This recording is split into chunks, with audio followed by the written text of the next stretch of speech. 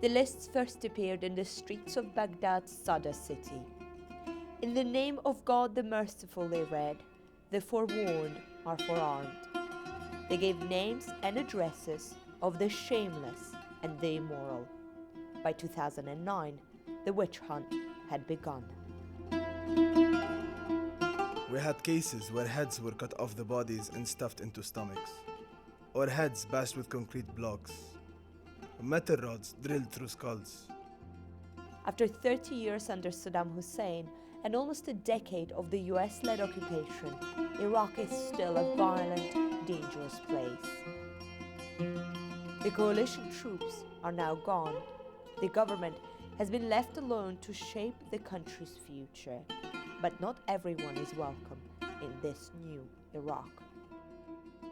Values of the society is much more important than the values of a person. They told him, "You are destroying our country. We must rid Iraq of people like you." They think that by killing them, they are cleansing the society.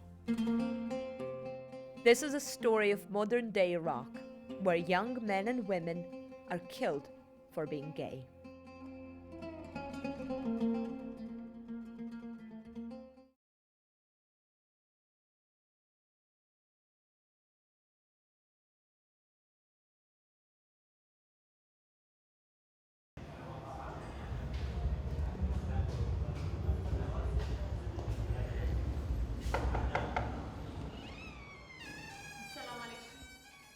In a safe house outside Iraq, 4 friends are waiting for the news of their asylum. They're here, they tell me, because of what happened to them in Baghdad. Identifying them could put their families in Iraq in danger. Just before you came here, there was an incident at a party in Baghdad when police raided the party. Can you just tell me what happened? It was just a small get-together. Suddenly, someone banged on the door. There were policemen and soldiers. They started beating us. Then they stripped us naked and made us walk to the cars. One soldier said to me, "I'm protecting my country. And what do? You just get laid." Then they poured cold water on us and they beat us. I was terrified they were going to rape us. Why were you terrified of being raped? I was scared because it happened to me before when I was stopped at police checkpoints. You mean you were raped by police before? Yes, all 4 of them nod. Gang raped at checkpoints. It was a hefty bribe that finally got them out of jail. Threatened to be killed, they fled Iraq.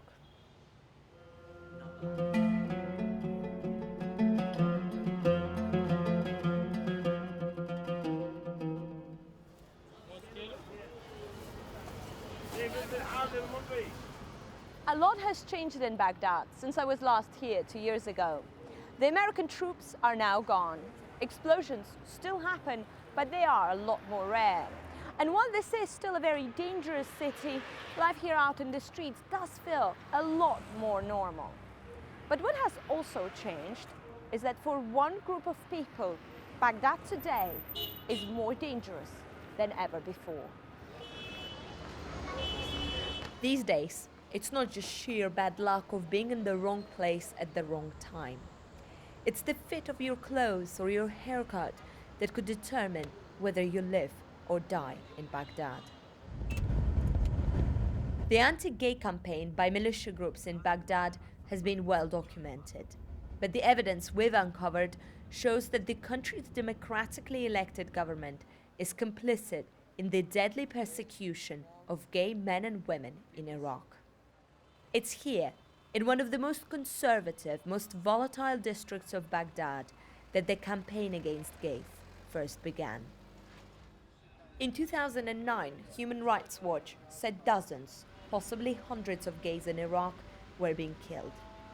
Their report included descriptions of torture practices used against gay men. Many of them are too horrific to describe. Mutilated bodies of the victims were often discovered in rubbish dumps. This area is still largely controlled by Mahdi army, the Shia militia. And some of the worst, most brutal killings of gay men in Iraq happened here in Sadr city. Officially, the government has disbanded the Mahdi army, but residents say it has made little difference on the ground. Like his teacher, the radical cleric Muqtada al-Sadr, this sheikh believes homosexuality, or third sex as they call it here, is a sin and an illness. But on camera, he disapproved of the violence. Islam completely rejects the idea of homosexuality. We cannot accept it, neither in our tradition nor in our religion. However, we can say that measures taken against these people are also wrong. The rejection of homosexuality should be within law. Mazen is a resident of Sadr city. He's not gay, but he takes immense risks trying to help those who are. It's worse now than it was in 2009. It's the Mahdi army and the militias who are against the homosexuals. It is very bad for gays here. Most of them have either been killed or had to leave Sadr city.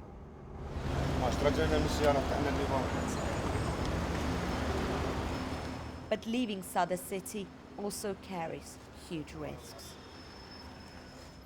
To move around Baghdad, one has to pass through endless military and police checkpoints.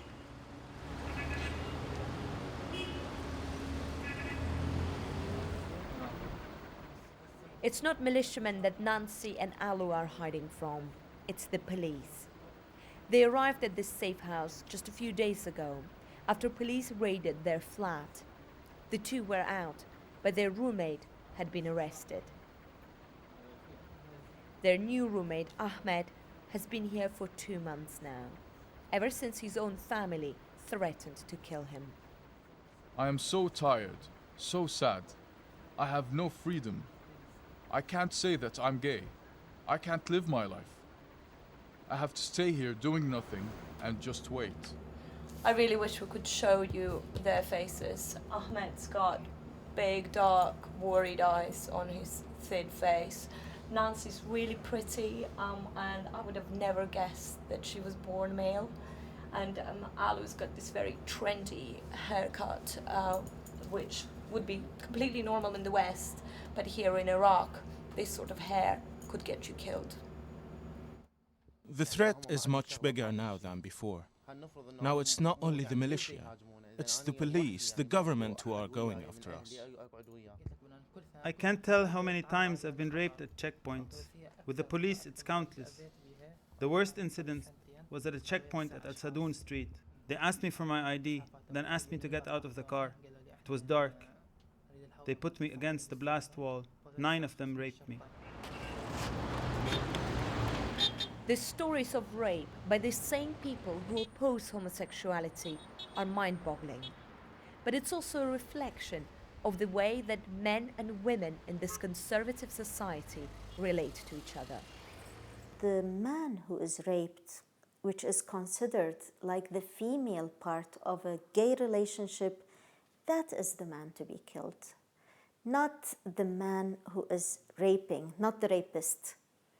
Although both are supposed to be in a homosexual relationship, but still, the idea is that the masculine part of the relationship is a hero, is a, I don't know what to call him, but it's the strongest part of the relationship who deserves to live, while the part which is representing the female in the relationship deserves to die. These are the men charged with keeping Baghdad safe. And yet it's here, at the checkpoints, that gays say their rights are most commonly violated.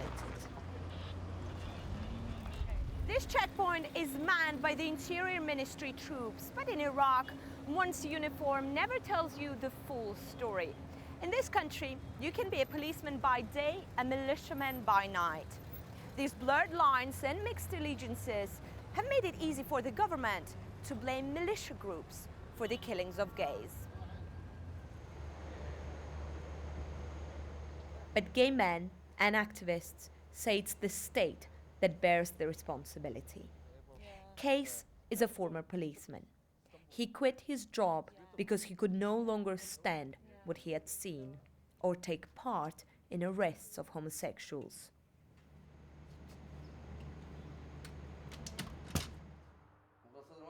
In 2006, 2007, and 2008, we were busy fighting terrorism. We didn't pay attention to gays. On top of it, Iraqi government had to respect the rule of law more when the Americans and the British were here. But now they have a lot of free time.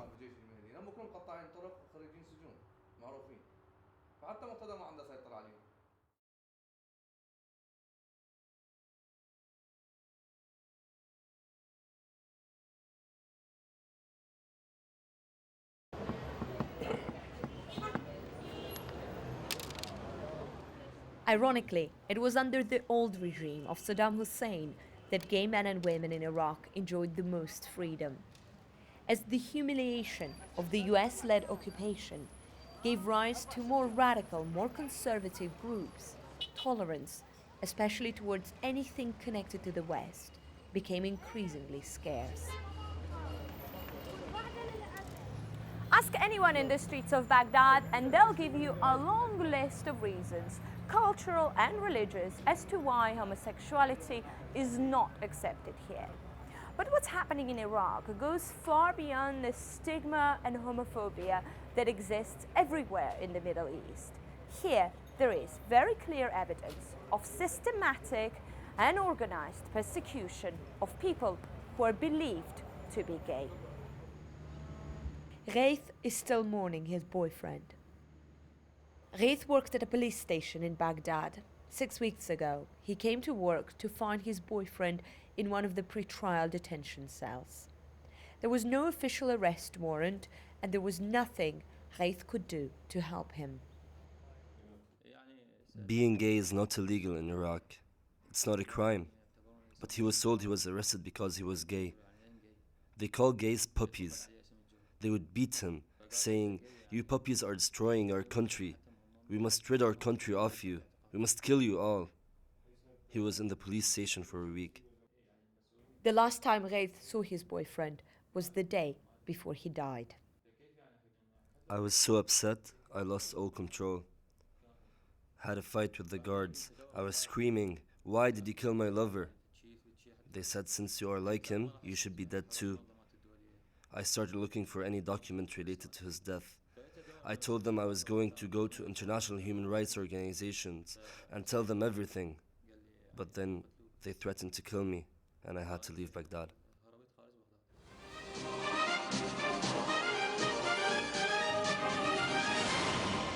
من الشباب بالنفي المسائل عبر من هؤلاء المعروفون باسم الإيمو وما الذي In Iraq, men have been targeted and killed just for looking like they might be gay. Ghaith, whose boyfriend died in the hands of police, says he started receiving death threats in February, around the same time when the Iraqi and Western media went into a frenzy, reporting that dozens of young men were being killed around Baghdad. The media said that they were emos, or the emotionals. In the West, emos are teens with punk haircuts and love for rock music. Here, they're often associated with homosexuals. In reaction to media reports, Iraq's Interior Ministry issued a statement saying the emo phenomenon was satanic and had to be eradicated. One local organization in Baghdad, which closely monitored the events that followed, claims that the Iraqi political establishment was behind the killings. They put guards in front of on the gateways of universities, and the guards, these policemen, began to threaten the young men that if they do not cut the hair short, if they do not dress in a respectable way, quote unquote respectable, that the policemen cannot guarantee the safety of the young men. So it was another way of the government to tell all the young people, if you do not submit to a traditional wear and to a religiously accepted hairstyle and appearance, you will be killed. Media reports seem to have been exaggerated, but nobody knows how many young people really died in 2012. This boy was among 12 deaths of 11 young men and 1 woman that the United Nations has managed to confirm. The UN believes the real number is much higher, but being gay or being perceived as one carries such a stigma, can bring such shame that many families, the UN says, try to hide why their children have died. Hatham, a cafe owner in Sadr city, is neither gay nor emo.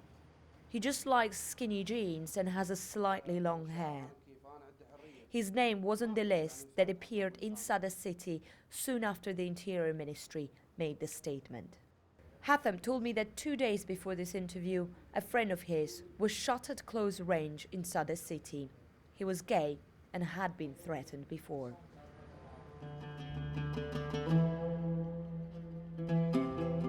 With so much fear, loathing and secrecy, it's difficult to establish the exact level of the government's involvement in the anti-gay campaign. But the accounts of 17 gay men interviewed for this film are consistent. All of them said the Interior Ministry statement sparked a new wave of violence. All have had friends or boyfriends killed, and all said arrests were still happening. I just got off the phone with one of our contacts. He's gay, and we were supposed to interview him today, but he cancelled because he says he's too afraid to leave his house. He says that 15 gay men, among them some of his friends, were arrested this morning. There is no way we can verify this. The Interior Ministry ignored our numerous requests for comment. The Ministry of Human Rights said that it couldn't help gay people because they were not considered a minority in Iraq. I went to see Ali Dabbar, who speaks on behalf of Iraq's Prime Minister, Nouri al-Maliki. First of all, we don't have that much numbers of the homosexual here in Iraq, number one. Number two, that there is a limited cases of violation. We can't protect the homosexual. We are a country, we have a different habit and customs, and we can't legalize the homosexual act here in the country. We're not talking about homophobia, we're talking about systematic and quite organized persecution and killings of gay men and women. What is the Iraqi government doing to stop that? Definitely, we stop it already. We don't have now any cases which that violate. As I said, we don't have that big number of homosexual and gays. They cannot have that freedom the same as they have in the West. The gays should respect the behavior and the moral values of the others in order to be respected. This is a bit like telling a black person not to be black. No, that is nature. By nature, he's a black. What's homosexuality? It's not by nature. It's a behavior. It's a behavior. It is not being black. He born as a black. Not a single politician or public figure in Iraq has stood up to stop the killings, and people don't see it as an issue. Life is hard for everybody here. Everyone in Iraq knows someone who has died. Before 2003, this used to be a children's playground. Look at it now. There is no end in sight to all the graves. There is no space left between the gravestones. And it's in places like this one that you just begin to comprehend the sheer scale of suffering and loss that this country has been through. Activists say that up to 1,000 gay men and women have been killed in Iraq since 2004, most of them in recent years. A drop in the ocean of tens of thousands of deaths. But here's why some believe these targeted killings are destroying the very promise of free Iraq. If you live in a community where one person does not feel safe, they will kill him. When they finish him, they will turn to the second person. You stay quiet, the third person, the day will come, then they will kill you, and nobody would speak. If we stay quiet about the killing of the gay person, the woman will be killed, the other marginalized will be killed, other minorities will be killed, and none of us will be around. Back in this safe house outside Iraq, the memories of what happened at home and the worries about friends they left behind become too much. The interview ends in tears. Oh dear, all four of them just left the room and they're now crying in the bedroom. What have I done so wrong and so bad, Hatham weeps. Now, I'll never see my mother again. We are not animals. We are human. We are Muslims too. So what that we are gay? We are good Muslims. What have we done to be killed and tortured in such savage ways?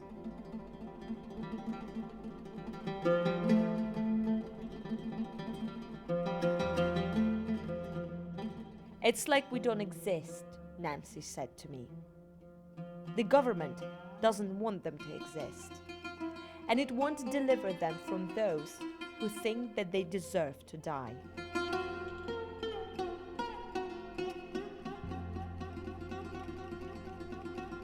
The United Nations says Iraq is in violation of international law and that neglecting acts of violence against people makes the state a perpetrator in the crime. But there is very little the UN or anyone can do to help unless the government at least acknowledges that there is a problem. Until then, the persecution and the killings will go on.